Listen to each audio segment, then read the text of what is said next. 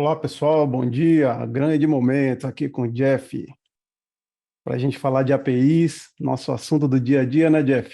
Bom E dia aí, para Brunão, você aí. beleza, cara? Beleza. Deixa, eu não vou querer te cortar, não, mas já começou? Já começou, vamos embora. Pode ligar a câmera, não?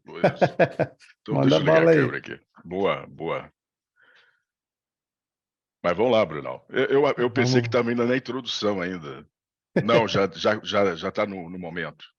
tá no momento, vamos lá. Boa, Galera boa. entrou aí, vamos começar nosso assunto. É isso aí, pessoal. Muito obrigado aí pela presença de todo mundo. Estamos aqui hoje para falar de um assunto que é o nosso dia a dia, gerenciamento de APIs internas, né? Falamos muito sobre gerenciamento de APIs externas, APIs de bordas, governança de APIs, escritório de APIs, API First, toda essa salada que envolve o universo de APIs aí. Hoje o foco é falarmos sobre gerenciamento de APIs internas, um pouco das diferenças, né, entre APIs externas e externas, e a proposta é bater um papo mesmo, né? A gente está com um convidado ilustre aí, Que é grande isso, Jeff. Bruno? Convidado ilustre foi boa. Bruno, É mas isso vocês aí. falaram muito assunto, não? É assunto que não acaba mais. Você falou de É, API First, você falou, o que mais? Estratégias de API. Não, você falou praticamente tudo. a gente fala bastante de APIs aqui no nosso dia a dia.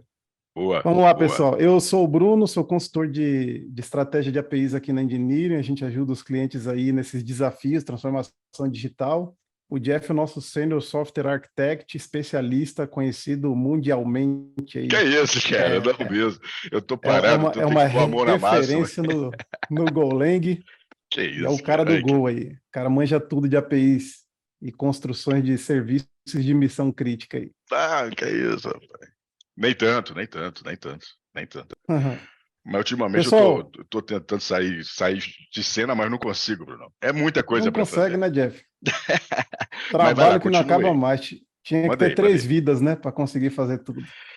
Talvez 1000, né? Quem sabe? Quem sabe um dia a gente consegue paralelizar, né? Vai que, né? É isso aí.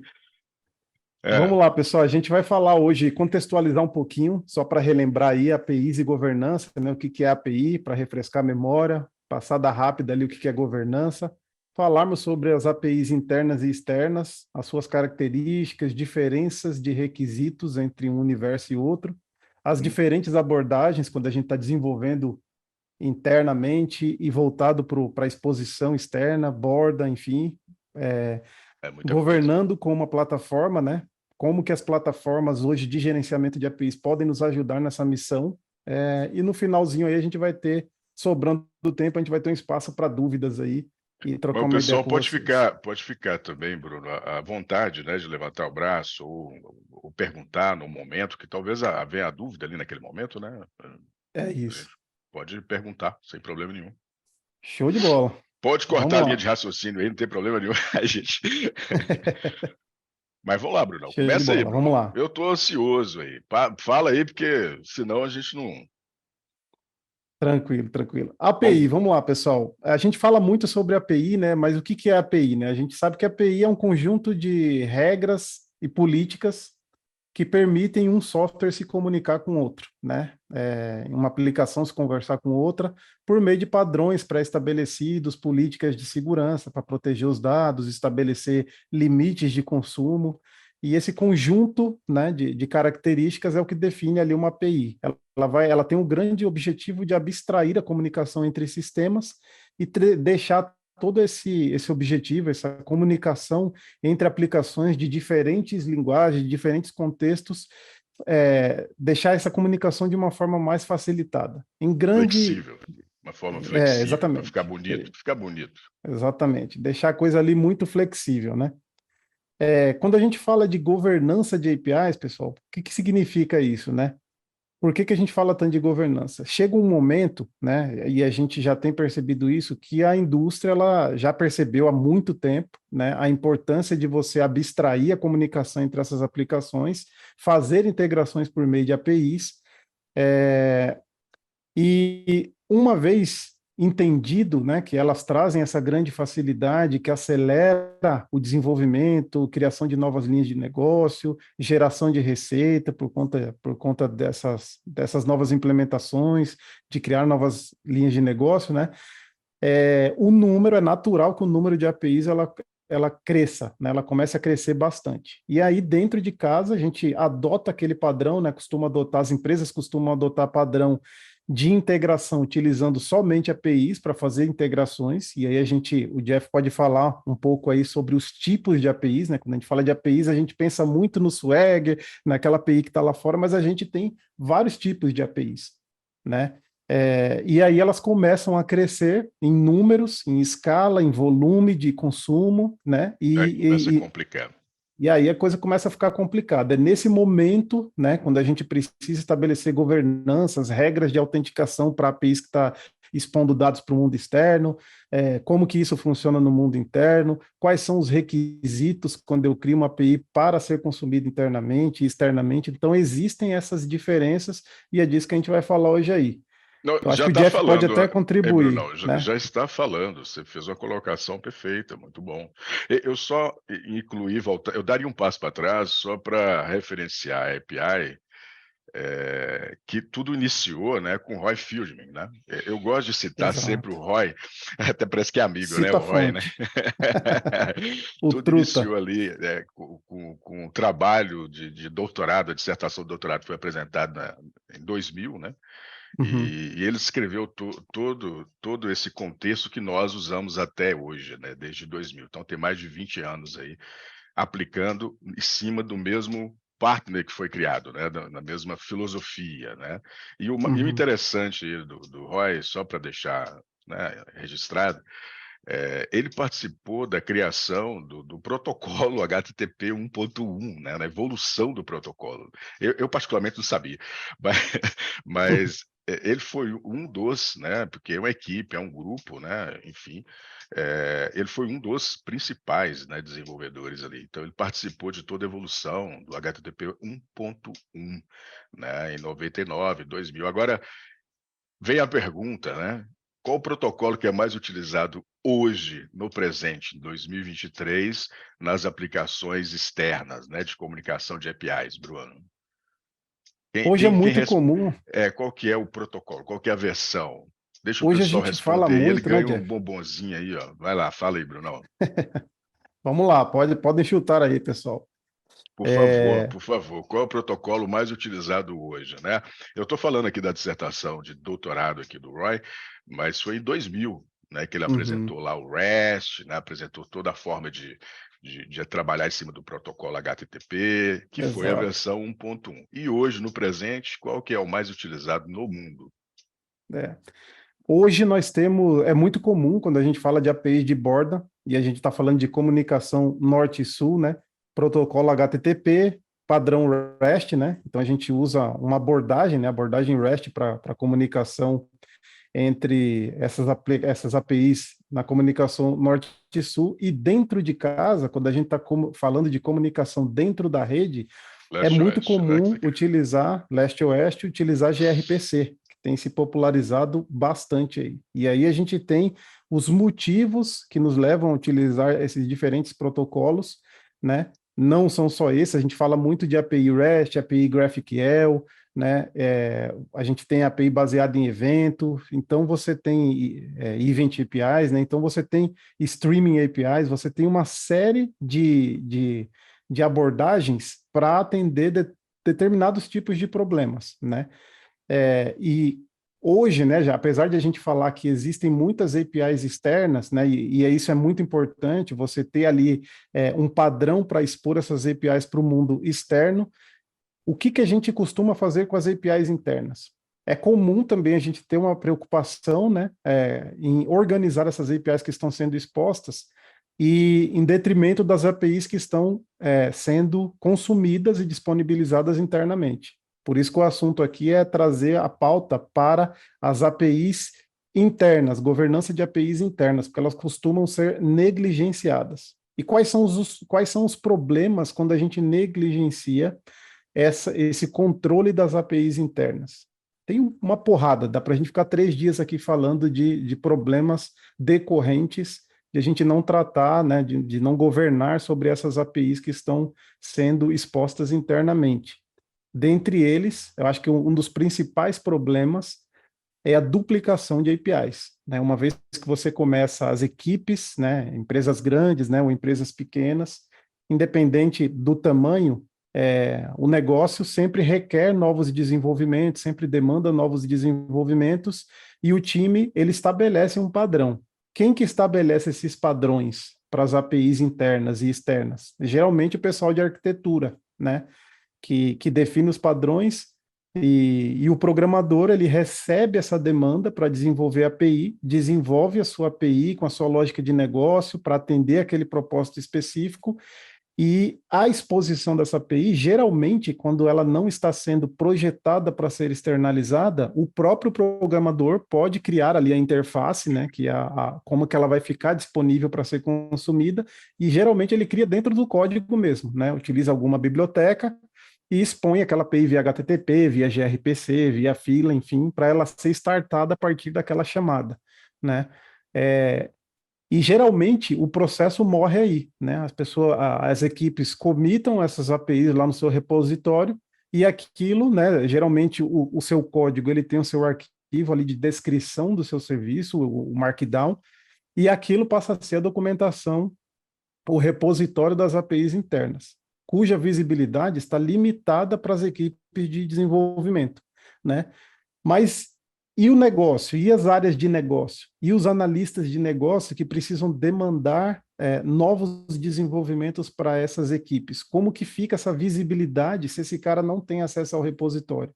Como que fica a procura, a documentação, o que faz aquela API, qual é o propósito que ela atende, em que domínio de negócio que ela está inserida? Então, tem uma série de questões que precisam ser endereçadas quando a gente está falando das APIs internas. O mesmo cuidado que a gente aplica para as externas, né? Esse cuidado deve ser aplicado para as internas da mesma forma. Só que aí a gente tem alguns desafios, né? A gente tem uma velocidades, equipes distintas de desenvolvimento, e eu queria que o Jeff até compartilhasse para a gente aí o dia a dia dele, como que funciona a chegada de demandas nos projetos que ele costuma tocar, e quais são os desafios nessa questão de localizar APIs, como é que ele define o que vai ser reusado, né? Se ele está num cenário de muitas equipes e muitos programadores ali compartilhando muito código. Fala aí, Jeff. Olá, Brunão. Primeiro eu vou responder a pergunta lá que eu mesmo fiz. O protocolo mais utilizado hoje, seguir a linha de raciocínio, Bruno, rapidinho, é o Uhum, 1.1 ainda, é o protocolo que foi feito lá pelo nosso colega na dissertação, e até exato. hoje é o mais utilizado, é o mais flexível para trabalhar né, as APIs, APIs First e etc. Versão 1, isso aí. Teoricamente, aqui o que nós temos, né, na prática mesmo, o que acontece na prática? Toda aplicação de borda externa, né, tudo que sai, tudo que você vai comunicar para fora nos microservices, você não tem controle, ponto. Isso é uma coisa. Então, as demandas que nós temos aí, eu participei de diversos projetos, eu vou falar de 7 anos para cá, que foi onde que eu comecei a pegar muita casca grossa, vamos dizer assim. Então, nós temos aí um cenário caótico, aquele cenário que nós não controlamos, que está externo, onde que tem um monte de controle, né? Tem um rate limit, tem um monte de empecilhos, o serviço pode parar e etc. Nós não dominamos esse serviço, é um serviço que a gente vai consumir. Esses serviços aí, quando escalamos, né, e nasce esse cenário de microservice, ele é heterogêneo, né? Nós não controlamos. Então, as tecnologias utilizadas independem utilizando o API. Esse é o ponto aí que nós colocamos. Quando você tem essa demanda, e é híbrido, né, que geralmente você tem um projeto com diversos pontos. Então, você comunica com esses serviços que você não tem controle e a estratégia para isso é uma. Quando você tem um cenário de desenvolvimento interno que você controla o universo de desenvolvimento, e aí você tem uma grande vantagem. Você pode ter um ambiente heterogêneo, você pode ter um ambiente homogêneo, você pode ter um ambiente híbrido. Só para facilitar, dividir em 3. Perfeito, Quanto perfeito. mais heterogêneo o seu ambiente de desenvolvimento, suas aplicações, suas tecnologias, maior o custo. ponto. Quanto menos heterogêneo, menor o custo. Quando você fala menor o custo, a gente está falando em manutenção, a gente está falando em colaboradores, a gente está falando em diversos aspectos, né? Então, teoricamente, quando a gente está conversando entre serviços internamente, do nosso leste-oeste, toda a parafernália que nós usamos, então a gente, dependendo da forma que foi arquitetado o projeto, tem diversas estratégias, né? Tem as estratégias que vai te dar um caminho mais sólido, mais robusto, com mais flexibilidade na manutenção. Tem caminho que vai te dar um trabalho maior na manutenção, mas às vezes você não tem escolha, porque talvez não dá para utilizar a melhor tecnologia naquele espaço, naquele cenário, naquele momento. Então tem uma diversidade enorme. E é isso que a maioria das vezes que a gente chama de complexo, né? Que nós não Isso. dominamos, não controlamos esses momentos, né? Às vezes a gente tem na equipe desenvolvedores de uma tecnologia X, mas a melhor tecnologia seria a Y. E às vezes não é possível devido a essa falta de colaboradores, por exemplo, essa falta de know-how, né? Não dá tempo contratar, não dá tempo fazer tais coisas. Então isso acontece também. E aí o cenário interno vai começando a ficar um pouco complexo, porque com o passar do tempo, você tem que manter tudo que está sendo criado. Esse é um ponto, é um ponto crítico. Cada um sobrevive da forma que conseguir, da melhor forma. E aí, entrando no que você colocou, Bruno, colocou bem, que é como gerenciar tudo isso. Então, a aplicação ela começa pequena.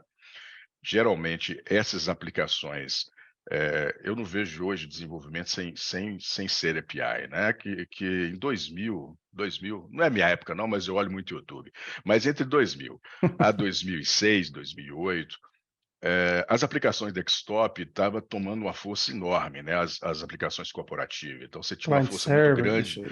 Você tinha uma força muito grande no Java, no Delphi, né? Aplicações corporativas, RPs, né? Mas as aplicações web tava começando a decolar. E não é igual hoje, né? Assim, não se falava o tanto igual hoje.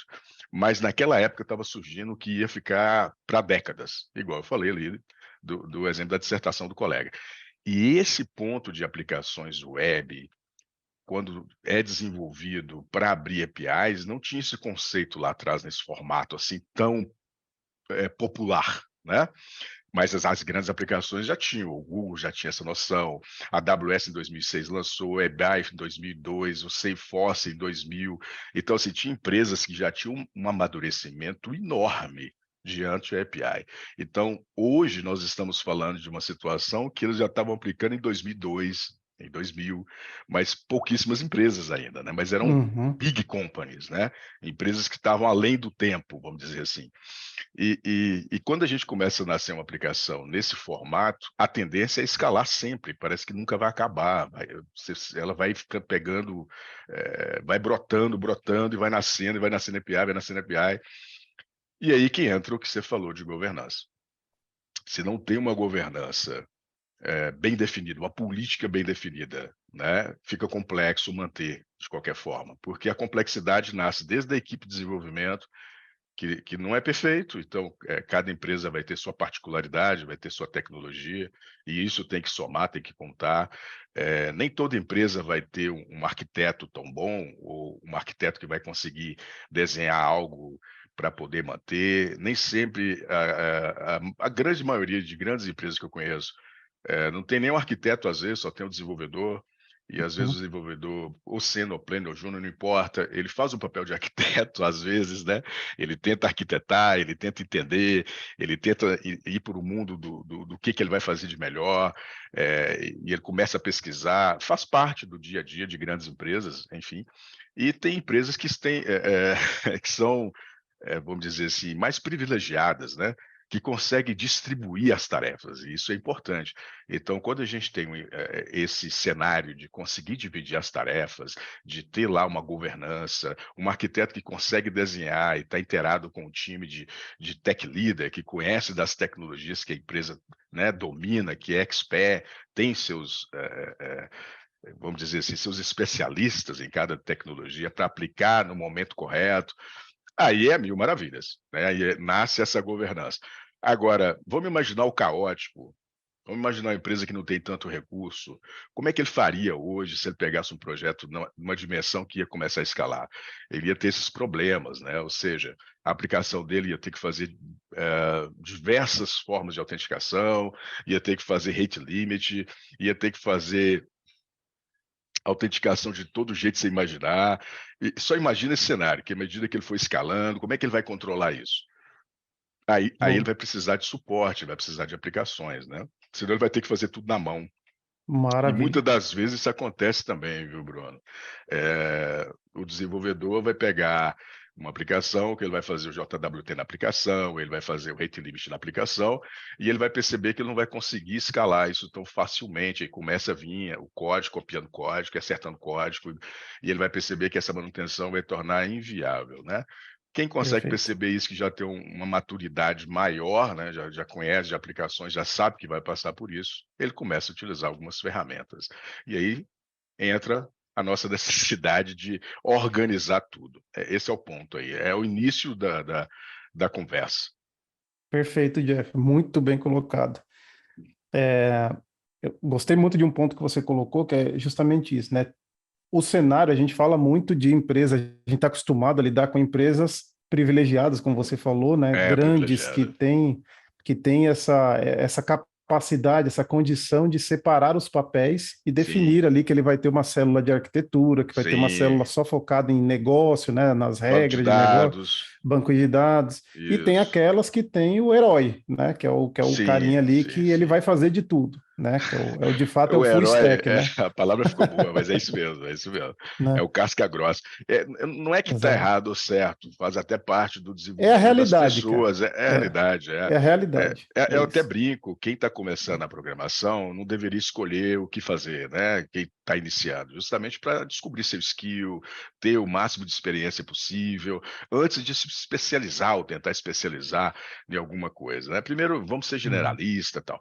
E nem toda empresa tem esse privilégio. E até, às vezes, eu até brinco e falo, caramba, quando você está iniciando, você tem que entrar numa empresa dessa, empresa que não tem muito como te ajudar assim nesse sentido, né? Aquilo que você vai ter que fazer de tudo um pouco e se virar com um monte de coisa. E como eu participo de muitos grupos, Telegram, Discord, Slack, é visível isso, dá para perceber isso claramente, que grande maioria dos desenvolvedores fazem um pouco desse papel, né? Esse papel de herói, igual você colocou. Eu não vejo com maus olhos, eu entendo, é o cenário, é o mercado, a gente tem que adaptar, e a computação, a informática, é nada mais do que adaptação, né?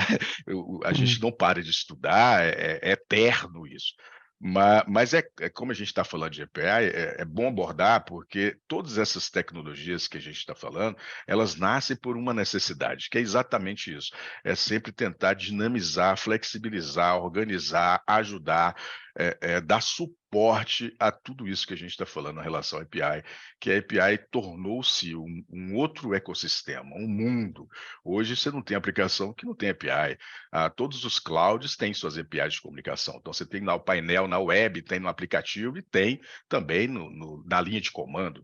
Né? Ou você faz uma aplicação para comunicar com eles. Os meios de pagamento, a mesma coisa. Então, e virou um outro cenário, que eu não ia nem abordar, mas já que a gente está falando, tem ferramentas que evoluíram tanto, que você tem um conjunto para organizar suas APIs. Então, você tem lá, tem vários nomes de mercado. Qual que é o nome mais utilizado? Qual que é? O Dev Portal? Qual que é o nome mais Dev utilizado? Portal. Dev Pois Portal é o então, que é o mais conhecido pela galera aí, né? Portal pois de então, APIs, enfim. você tem, imagina um meio de pagamento, quando você entra no manual do meio de pagamento, o que que acontece? Geralmente os manuais não são tão bons, mas tem muitos manuais excepcionais. E quando a Uhum. gente vai trabalhar com API, a gente consome essas APIs. Então a documentação é um dos pilares para Perfeito. flexibilizar não só quem vai consumir, mas também ter aquela excelente experiência do usuário. Pelo menos eu sou chato pra caramba. Quando eu vou trabalhar com qualquer PI, eu sou o primeiro a falar da documentação. Eu falo, caramba, cara, tem que ficar adivinhando as coisas. Eu até brinquei, falei que tinha que ter pelo menos um chat GPT aqui, para quando a gente quiser falar, o próprio manual falar para a gente, né? Eu falo, ó, eu quero fazer um check-out e tal. Aí o chat GPT fala, ó, esse dado é assim, assim, assim, nessa documentação, assim, assim. Ou seja, você ensinar o seu próprio usuário a usar a sua própria documentação, porque a documentação fica enorme. A documentação não tem fim. Eu posso dar o exemplo do HubSpot. A documentação do HubSpot é Uhum, enorme, não tem uhum, fim. É uma coisa absurda. Imagina se você não tem uma forma de organizar isso. exato. Essa aplicação não teria como escalar, né? Uhum. Esse é o ponto. Esse é o ponto crucial. Perfeito, Jeff. Eu gostaria que a gente abordasse aqui também, vou dar os gatilhos para a gente tocar nesses assuntos. Por Boa, exemplo, mandei, quando a mandei. gente. Existem algumas diferenças entre os requisitos das APIs internas e externas. É interessante falar isso porque, ao mesmo tempo que, inicialmente, a gente tem requisitos distintos para algumas desses 6 pontos que estão aparecendo aqui, é importante manter em mente, né? Isso é um dos assuntos que a gente até tratou no Uhum, webinar de API uhum. First, que é assim, nesse primeiro tópico aqui, criação, né? Quando a gente fala de Criação.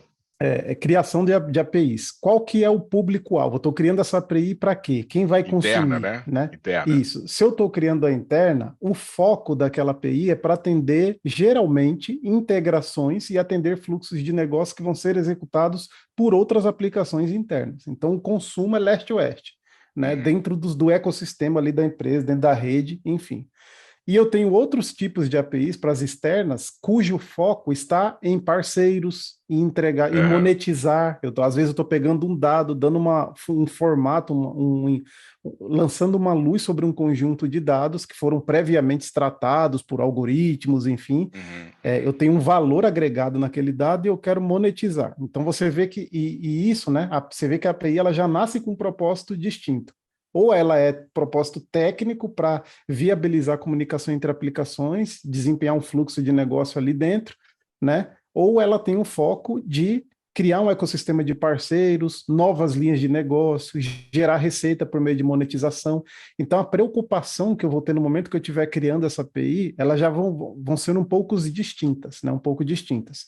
Num dos webinars de API First que nós falamos, olha a sacada do Bezos lá em 2002. Ele falou assim, olha, não importa se a API ela é interna ou se ela é externa. Mesmo que ela seja interna, você já tem que pensar, né? Você, a equipe que está desenvolvendo aquele serviço, qualquer serviço que vai estabelecer vai desempenhar um processo de negócio, um serviço dentro de um sistema que vai ser executado, se você está expondo uma funcionalidade ali, ele já tem que ser preparado para ser exposto externamente.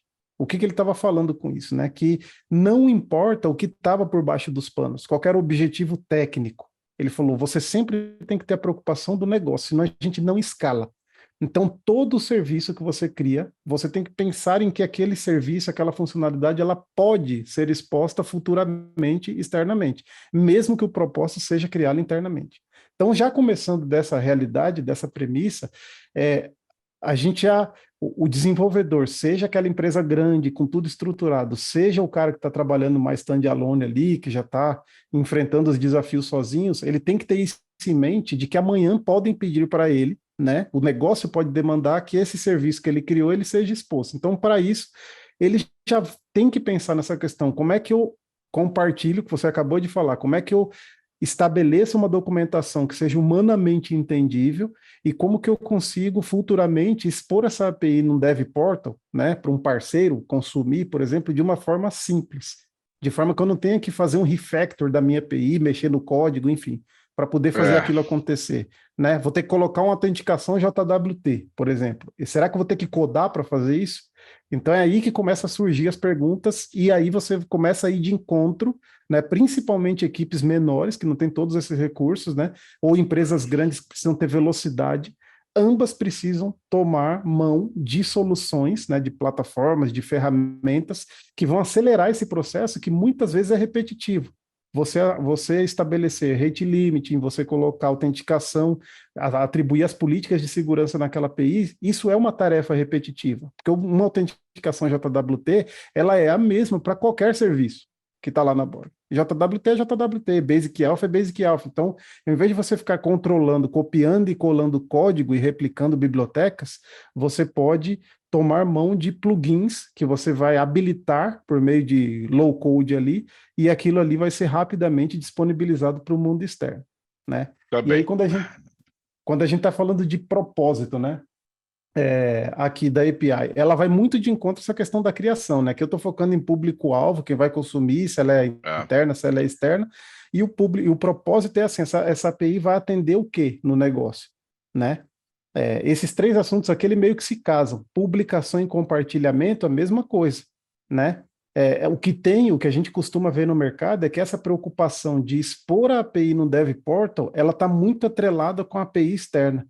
Só que a API interna, ah, ela tem que ser tratada da mesma forma, com o mesmo carinho, porque isso deveria, amanhã deveria, deveria, né? deveria. Mas é público-alvo, igual você colocou, é necessidade, Aham, né? Necessidade geralmente é deixar de lado, porque quem está desenvolvendo e quem está consumindo são técnicos, é uma equipe mais técnica, mais especialista, eles conseguem destrinchar sem muita coisa, vamos dizer assim, e acaba ficando um pouquinho de lado, como não fosse a prioridade maior. Quando você tem uhum, uma API para expor, para ser consumida, para gerar valor para o cliente final e etc., aí todo o foco, toda a força é voltado. Por isso que às vezes a gente tem isso, igual você colocou, né? Não dá tanta importância e tal. É isso, é a necessidade. Mas como você falou bem, o ideal seria você ter sempre a preocupação dos dois mundos, porque tudo é uma coisa só, tudo torna-se uma coisa só. Vai depender muito aí do negócio, do modelo de negócio a ser desenhado, de quem está na frente, né, que é o gestor, seja lá do uhum. produto, seja lá da ferramenta, seja quem está na frente para poder vender essa ideia. Isso tudo conta. Agora, os cenários que as empresas que não têm esse poder, né, de fazer, talvez elas nem consigam chegar nisso que a gente está falando, porque ele não vai conseguir escalar dessa forma, copiando e colando código, sem utilizar um partner, Uhum, sem estar com a melhor tecnologia. A tecnologia influencia demais, a tecnologia é um dos pilares importantíssimos, né? Quando a gente fala que não, talvez a linguagem que está sendo utilizada, que é uma das tecnologias, impacta demais no cenário quando é para escalar. Quando o cenário é simples, você não tem aquela dimensão para escalar, qualquer coisa funciona. Mas quando você vai para escalar, para ter uma coisa mais robusta, talvez diminuir o custo de computacional das arquiteturas em cloud, ou qualquer coisa que venha, né, parecido com isso, se não tiver essa estratégia, se não tiver a gente pode usar a palavra governança, se não tiver uma boa documentação, uma boa sinergia entre as equipes, porque sozinho também você não consegue construir muita coisa, tem que ter equipe formada para isso, tem que ter pessoas especializadas em cada ponto dessa cadeia para que a coisa possa, talvez, ser sucesso.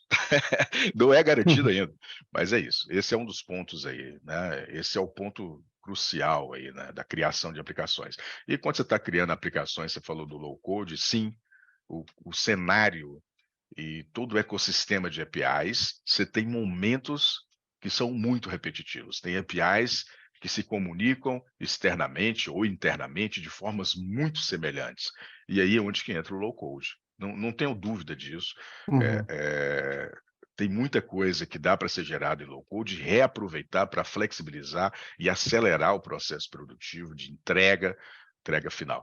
Aí a gente já entra num modelo que é onde que eu estou hoje presenciando muito, né? Que são APIs gigantescas, clouds gigantesco, cluster com mais de 500 mil APIs, essa organização faz a diferença, né? Qualquer tanto que você tirar faz a diferença, qualquer byte que você tirar da comunicação de um tráfego leste-oeste faz a diferença no custo arquitetural. Então, assim, tudo é contado, tudo vale a pena.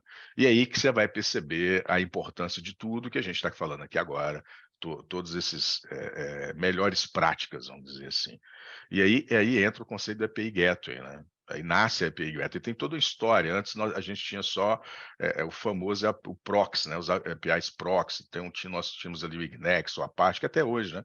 E Uhum. nasceu tudo ali, né? Aí percebeu-se que não dava, tinha que ter um concentrador para poder desacoplar um pouco e desafogar o desenvolvimento, a tecnologia, que é o exemplo aí do JWT bem colocado. Ele realmente tem que ficar copiando código, então ele tem que desenvolver uma base onde estão as chaves private, public para poder distribuir, e depois toda aplicação que tiver de autenticar, ele tem que ter um pedacinho de código tudo igual nessas aplicações. E Uhum. isso aí, a API Gateway já vai abstrair, né? A API Gateway é isso, ele abstrai esses copy-cole de código. E depois Traz a você falou, responsabilidade para ele, né? traz a Ah, responsabilidade para ele encapsula tudo isso e ele fica único ali no norte-sul, lá fora, né, tomando porrada. Essa é a estrutura de uma API Gateway. E aí ele vai tirar um monte de aplicação que você teria que fazer no código e joga aqui.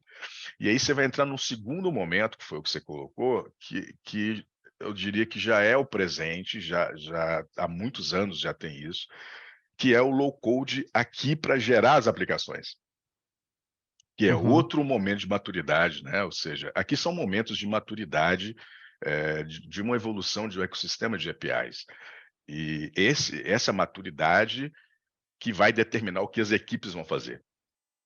Então, nós temos a API Gateway e nós podemos ter um low code gerando aplicações que são muito semelhantes no seu código sem você desenvolver.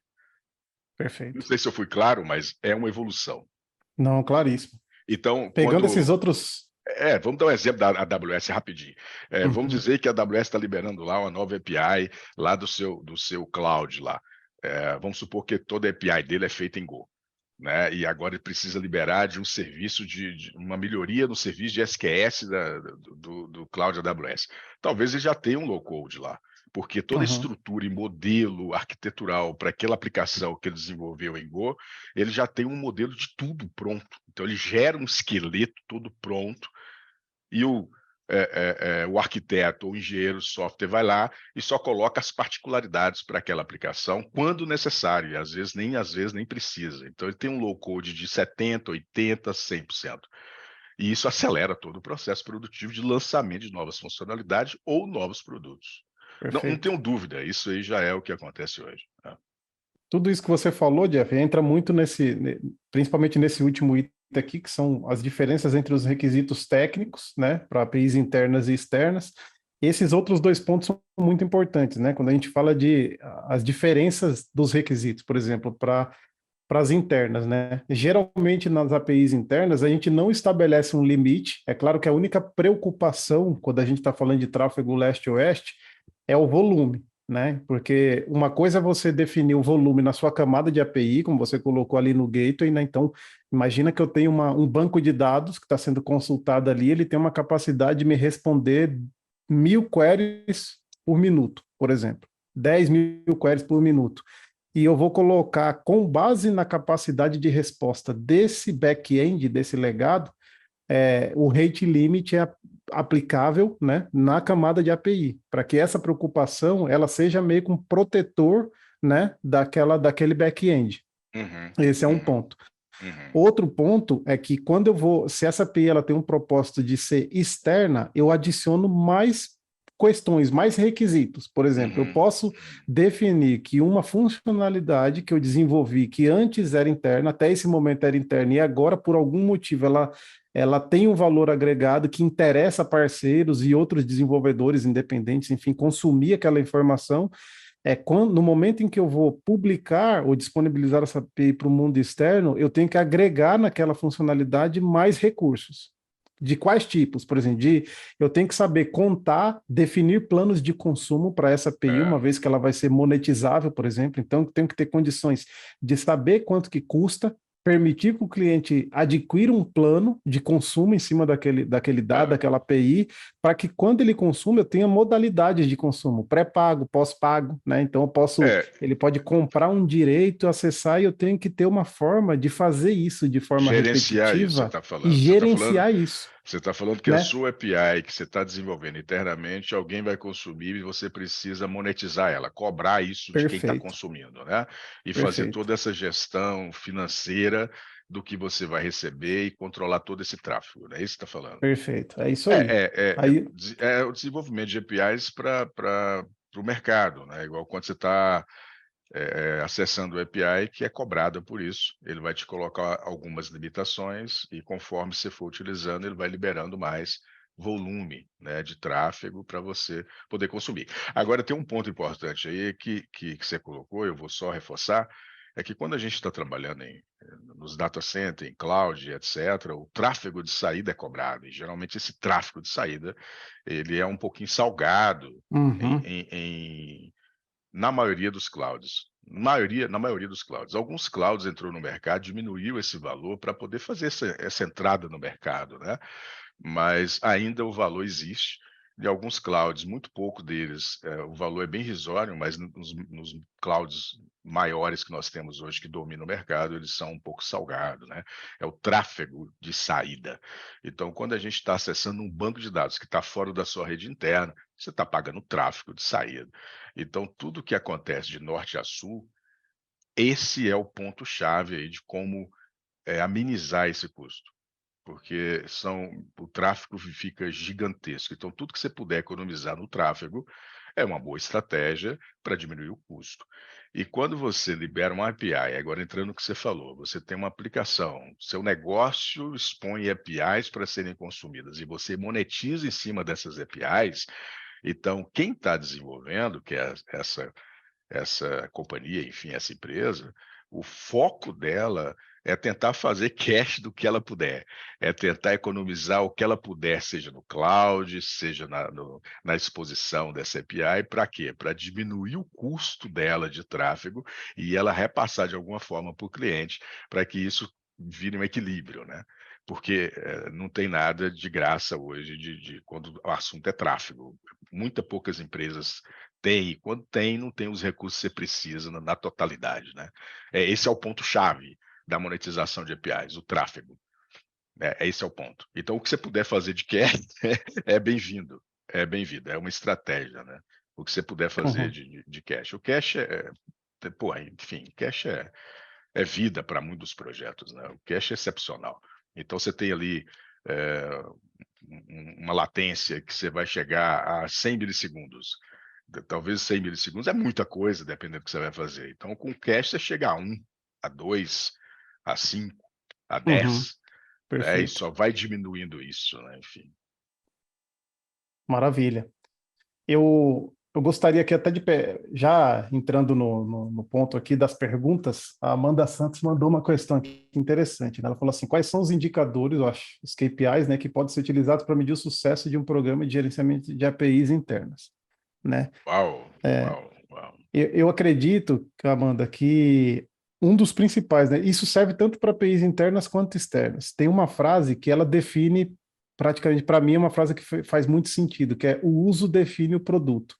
Então, assim, quando eu lanço uma API, eu criei uma funcionalidade e eu vou disponibilizar essa funcionalidade para ser consumida externa ou internamente. Então, primeiramente, é o KPI que me dá um indicador de que aquilo que eu criei está fazendo sentido para o negócio é o uso.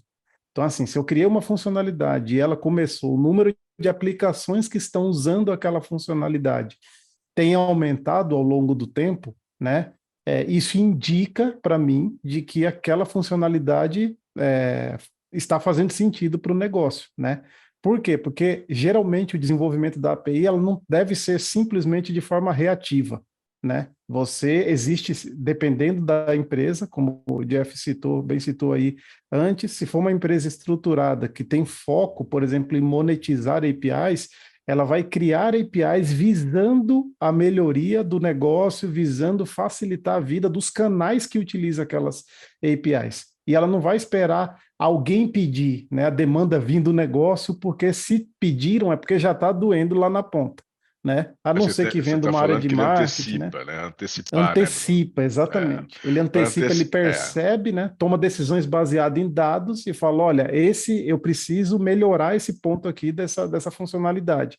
E ele vai lá e cria uma API que ela abstrai ou ela junta algumas funcionalidades, né? Ela abstrai alguns processos e disponibiliza isso. Além disso, tem a questão do SLA, né? O quanto tempo que aquela API, qual que é a saúde daquela API ao longo do tempo, né? Então, nos últimos tempos, o quanto que ela ficou disponível, o quanto que ela conseguiu atender em cima do negócio. Porque às vezes tem muitas aplicações também que podem estar conectadas como clientes naquela API, mas eu preciso ver o índice de uso, o KPI de uso, quanto que ela está sendo chamada e quanto que aquilo está representando para o negócio. Isso. Isso, né? Como que eu identifico, onde que eu pego essas informações? Como o Jeff citou também, eu tenho duas opções. Ou eu vou ficar entrando no ambiente e coletando o log na mão, para eu ficar olhando ali, fazendo o count, Isso. depois usar uma Observability ferramenta. ali na mão, na unha. Exato. Na É o unha, herói, na né? mão, na graxa. Nada contra, nada contra. Eu já passei por isso, mas é só para. Também. Mas o ideal é que você tome mão de ferramentas que te dê aquilo Claro, pronto, né? Então claro, claro. geralmente, quem está interessado nesse dado? A camada de negócio, a camada executiva, que vão tomar decisões ali estratégicas da empresa, né? Então é importante que uma empresa que ela é focada, uma empresa fortemente, tem seu negócio fortemente alicerçado no digital, né? Esse tipo de KPIs ele tem que estar pronto para ser disponibilizado e consumido por essa camada da alta gestão, né? Que é a que vai Isso. decidir, é que coloca o dinheiro ali em novos investimentos. Então, tudo isso que a gente está falando, você vê que a gente navega lá do técnico, né? Do chão de fábrica, como a gente está Até o falando, da negócio. engenharia até o negócio. Então, uma ferramenta hoje, quando a gente fala de ferramentas de solução de API Management, ela tem que te dar a capacidade de você sair do Do start end ali, né, to end, né? da criação até o negócio, e você ter os Isso. indicadores. É. Tem uma pergunta do Duarte aí, Eicher Duarte, eu só vou falar Duarte aqui, porque a minha pronúncia é horrível, né? Você quer que eu leia ela aqui, não? Pode falar, cadê? Não veio, tá no Não, ele QA? perguntou quais são as partes mais importantes para planejar uma boa governança de API e como elas podem ajudar, é, deixar tudo mais seguro e rápido, que eu tá falando. Boa, Você muito quer boa tentar? Eu pergunta. falo aqui. Vou começar e você complementa. Tranquilo. Geralmente, quando a gente define, fala de governança de APIs, por exemplo, imagina o crescimento de APIs em escala. Poxa, o negócio começou a crescer, a gente precisa entregar cada vez mais rápido, o negócio tem demandado cada vez mais rápido. Com isso, a gente sabe que fora, né, além do mundo de APIs, a gente tem as coisas de segurança, os assuntos de segurança que permeiam todo o processo de desenvolvimento de software. Por exemplo, a gente tem a LGPD, as preocupações com os dados, os padrões de desenvolvimento, que a gente chama de governança de APIs. Uma coisa é gerenciar, outra coisa é governar sobre as APIs. Governança, a gente está falando, né, está mais próximo ali de você estabelecer padrões, por exemplo, olha, esse domínio de dados, se eu for expor tudo que diz respeito a dados sensíveis quando ele for para produção externa, API exposta de forma externa, eu defini uma política de governança que toda API deve ter autenticação JWT, por exemplo, não pode ser Basic Auth. Ou seja, no processo de deploy, se você não estabeleceu aquele nível de segurança exigido pelo processo de governança, ela tem que ser barrada para não subir para a produção. Então, além disso, outra coisa é assim, nomenclatura, taxonomia, como que você vai classificar suas APIs, que a gente está falando de governança estrutural. Como é que você define nome das equipes, o que essas equipes cuidam, quais são o perímetro de atuação das APIs dentro daquela equipe, os bounded context, que é uma coisa que a gente está lá na abordagem de DDD, mas é uma coisa que costuma dar muito problema. Por exemplo, no universo de quem produz API, o cliente é a aplicação que chama a API. No universo lá do call center, o cliente é o fulano da Silva que ligou no call center para abrir um chamado. Por exemplo, então a palavra cliente pode ter dois significados com perímetros diferentes. Então é muito importante, vai muito além do técnico, você definir essas políticas de governança para que não haja conflitos de entendimento de nome. Isso é muito comum acontecer em grandes empresas com múltiplos domínios, tá? Então, voltando aqui para, né, finalizando aqui a pergunta, acho que o Jeff Pergunta, pode pergunta. complementar, é Não, não, isso, você né? Quando mandou a gente fala bem, de você mandou bem. políticas, É, padrões, né? É identificar os problemas que permeiam o negócio e você direcionar padrões para desenvolvimento para abordar aqueles problemas. É isso. eu só colocaria ali, Bruno, você colocou tudo praticamente. Só para organizar ali um pouquinho o entendimento, quando ele fala os mais importantes, você definiu bem, definir os padrões, implementar a forma de gerenciar as APIs, estabelecer política de versão das APIs, como vai fazer Perfeito. essas manutenções, como você vai criar ali as taxonomias. São os pilares aí da governança de API. Agora, quem é a figura que faz isso? Isso aí é legal a gente abordar também, Bruno, porque Uhum. dependendo da empresa vai ter várias figuras para fazer isso. E essa manutenção de API é um dos pontos críticos para manter tudo, né? Ter essa visão holística, ter essa visão macro para conseguir manter, né? Que é muita coisa vai nascendo, né? Tem esse ponto aí também que faz parte também da governança, né? Entendeu? Perfeito. Ah, Jeff, a gente tem basicamente aí 5 minutos para estourar o nosso tempo. É, eu acredito que a gente pode avançar aí uns 2, 3 minutos, tá, pessoal?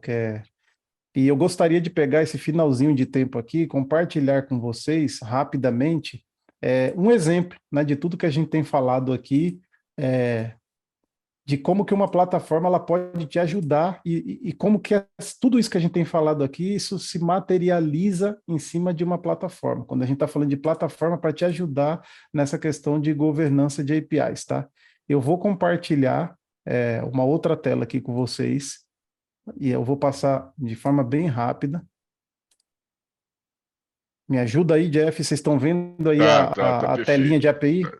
Tô vendo aí a telinha aí. Boa. Então, quando a gente está falando aqui, pessoal, de tudo isso que a gente falou, né, de contexto, de APIs, a gente separa isso, a gente tem na nossa solução, né, o do API barra integra, a gente está falando desses dois mundos, né? Enxergue esse menuzinho aqui de APIs como as APIs externas, APIs de borda, né? Que a gente está. Isso pode estar na borda, né? Exposto para o mundo interno, como pode ser uma API dentro de um developer portal que é acessado pelo público interno.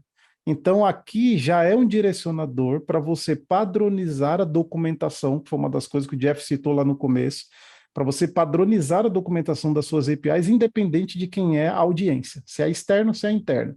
Dentro de um produto como esse, você pode criar facilmente as suas APIs aqui dentro, né?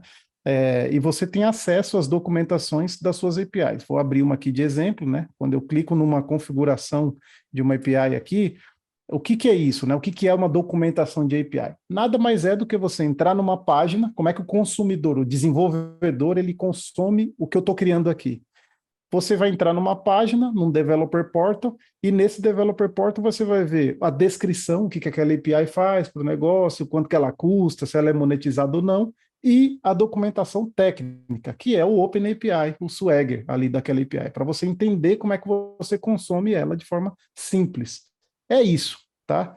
E quando a gente está falando de APIs internas, né? É claro que quando a gente usa esse termo, existe uma certa confusão também de falar o que é API interna e externa. E geralmente, pessoal, quando a gente está falando de desenvolvimento de funcionalidades externas, internas, né? A gente está falando de serviços implementados em código ali, que detém regra de negócio, que vai desenvolver, é um fluxo, né? E dentro de uma plataforma também, quando se trata de tarefas repetitivas, de chamar legado, mandar mensagem no WhatsApp, chamar um legado, todo o processo de negócio ele envolve o quê? Uma série de etapas que vai se interagir com seus sistemas. Então, um fluxo de negócio nada mais é do que aquela velha conceito que a gente já conhece, que todo mundo começa a fazer um curso de desenvolvimento de software, sabe? O que, que é entrada, processamento e saída. Independente do que está dentro dessa camada de processamento, seja ele muito complexo, seja ele muito simples, você vai mandar uma mensagem para esse cara, né? Ou você vai acionar ele, ele vai fazer um processamento e, obviamente, muitas vezes tem uma saída, às vezes não, né? Mas geralmente ele dá um resultado, pode ser que a saída não seja para você. Então, o que, que é um fluxo, né? Quando a gente está falando de um fluxo aqui, visualmente eu entrar aqui, por exemplo, e criar de forma low code, usando paletas de ferramentas, né? As ações que vão acontecer naquele fluxo. Então, olha, ele vai começar sendo exposto via HTTP, com Kafka, um tópico, uma fila, via gRPC, né? E quando a gente olha para esses componentes aqui, nessas triggers, você vê que isso aqui é um mundo, né? E você está falando aí de estratégias de implementação dos seus serviços internos. Aqui nessas triggers é a forma como eu estou expondo a minha funcionalidade. né? Eu vou expor ela via HTTP, via Kafka, enfim, vou fazer toda a lógica de negócio e vou encerrar. A exposição desse serviço, né? Se ele for externo, eu preciso colocar esse cara lá no API Gateway para fazer todo aquele papel de segurança, de rate limiting, de roteamento, de transformação de mensagem de entrada. Eu preciso ter observabilidade em cima disso. Então, o propósito de uma plataforma de design e gestão de APIs é justamente te dar a possibilidade de você entrar num portal desenvolvedor, por exemplo, e consumir as suas APIs. Aqui, por exemplo, eu estou dando eu fiz uma. Deixa eu.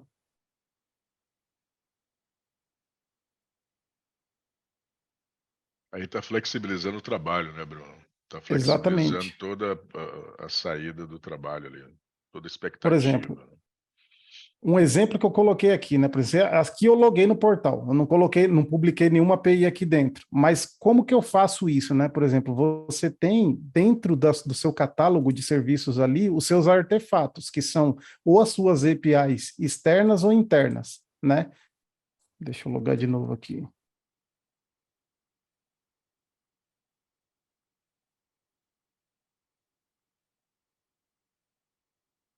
Imagina que eu quero publicar uma API aqui, né? Então eu estou dentro dessa camada e preciso publicar as minhas APIs, né? Eu vou pegar facilmente o meu artefato e vou colocar num portal que está publicado. Eu tenho que ter essa possibilidade de criar N portais aqui dentro, né? Deixa eu entrar aqui na minha organização. Eu tenho a possibilidade de criar N portais dentro do meu aqui, né? Por exemplo, dentro do meu, vou dar criar portal aqui, ele vai abrir, eu posso definir o nome do portal, meu novo portal, e colocar isso aqui o nome de novo portal. E quando eu crio esse portal, ele abre para mim uma forma de eu poder fazer customização de look and feel, definir os usuários, definir o catálogo, que são quais APIs vão aparecer dentro daquele portal, quais versões de APIs e de documentação, como que vai funcionar o teste, o controle de usuários. Então, são questões repetitivas, que não é o core do negócio. Isso não é o core. Isso faz parte, é uma parte muito importante do negócio, mas não é o core, né? Então, eu preciso ter essa facilidade de dar condições de gerenciar e governar sobre o ciclo de vida e desenvolvimento das APIs externas e internas de uma forma muito simples, de forma que eu consigo deixar a equipe livre para se preocupar com o que realmente importa, que são as regras que vão atender o negócio, tá? Pessoal, estourou o nosso tempo. Tá. Galera, muito obrigado. Vou Olha encerrar aí. por aqui. Muito legal o nosso bate-papo, mas não quero prender o tempo da galera aí. Fiquem à vontade Boa. para entrar em contato com a gente, tá? E vamos em frente. Valeu, Brunão. Grande abraço. Obrigadão, pessoal.